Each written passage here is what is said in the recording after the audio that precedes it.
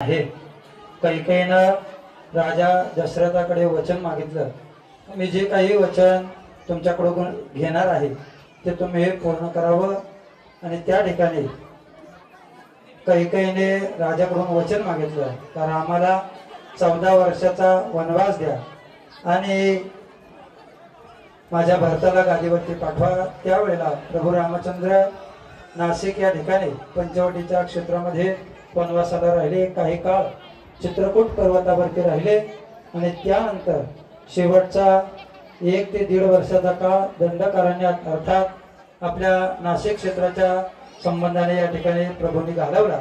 त्यावेळेला प्रभू रामचंद्र, सीतामाता आणि लक्ष्मणजी भैया हे पर्णकोटी करून त्या ठिकाणी राहू लागले.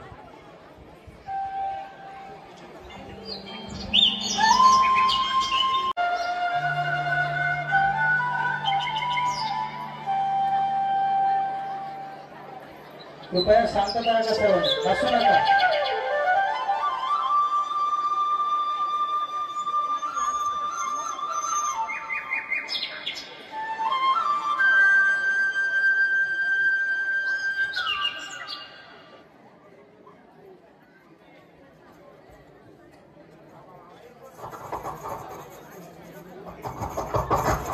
एक दिवस प्रभू रामचंद्र ध्यानमग्न अवस्थेत असताना एक स्त्री त्यांच्या जवळ येते आणि त्यांच्या कानाजवळ तिच्या बांगड्यांचा आवाज करते.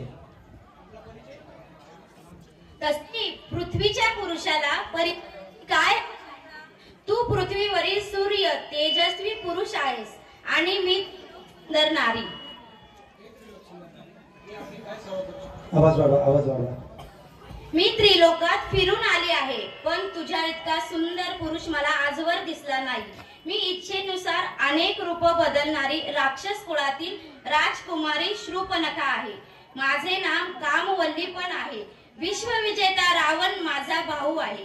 तसेच कर्ण व विभीषण हे माझे भाऊ आहेत. पण तू कोण आहेस? साधूच्या वेशात जटा वाढलेला तुझा परिचय दे मला. आवाज.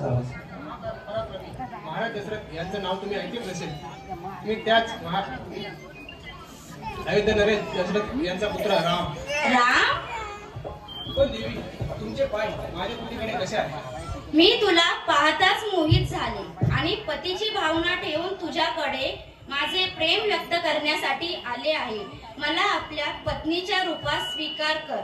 माझ्याशी विवाह कर. क्षमा करा माते, मी एक विवाहित आहे. ही माझी परिणिता धर्मपत्नी सीता. काय ठेवलं या चुकल्या सडसडीत कटपुतल्या शूद्र स्त्रीमध्ये? मी तर आताच हिला खाऊन टाकेल आणि मग आपण विवाह करू. आणि मग तू म्हणत असशील तर आपल्या विवाहानंतर हिला पण आपली दासी बनवून ठेवू. पण मी एक पतिव्रत घेतला आहे. तुझ्यासारखी स्त्री सौतीला कशी बरं सहन करेल? माते, मी आपल्याला स्वयंपाकासाठी वनातून काही सुकी लाकडे आणले आहेत. ते या कोठीत ठेवले आहे. हा कोण तुझ्यासारखा सुंदर पुरुष? हा माझा लहान भाऊ लक्ष्मण. एकटाच आहे का? हो, मला तर एकटाच आहे. मी माझ्या लग्नाचा प्रस्ताव त्याच्याकडे मांडते. हो, बरं. आऊ लक्ष्मणा, तुम्ही एकटेच आहात का? आपले काही कष्ट आहेत का? नाही, मी तर तुमच्याकडे सुखाची व आनंदाची मनोकामना घेऊन आली आहे. परंतु या अगोदर तर तुम्ही प्रभूंच्याकडे हीच याचना करत होता. हो, पण तो म्हणतो मी विवाहित आहे. सोड त्याच. तू विवाह करणार माझ्याशी? हे गजकामी, मी तर प्रभूंचा दास आहे. प्रभूंची सेवा करतो. तुम्ही माझ्या सोबत विवाह करून राणी नाही होऊ शकत. तुम्हाला देखील प्रभूंची दासी व्हावी लागेल. यामुळे हे सर्व सोडा आणि प्रभूंच्याकडे जाऊन मनोकामनेची याचना करा. मी इथे याचना करायला नाही आले. तुम्ही दोघे या शूद्र स्त्रीमुळे मला नाकारतात. मी आताच खाऊन टाकेल. हा हा हा हा. शूर्पणखेने दोघही प्रभू रामचंद्र लक्ष्मणजी यांच्याकडे विवाहाची इच्छा व्यक्त केली.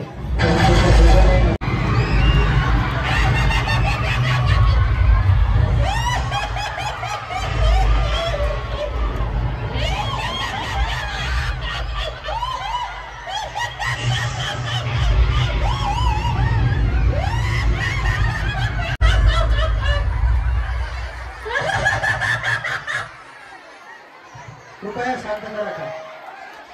खाली बसा सर्व. लक्ष्मणा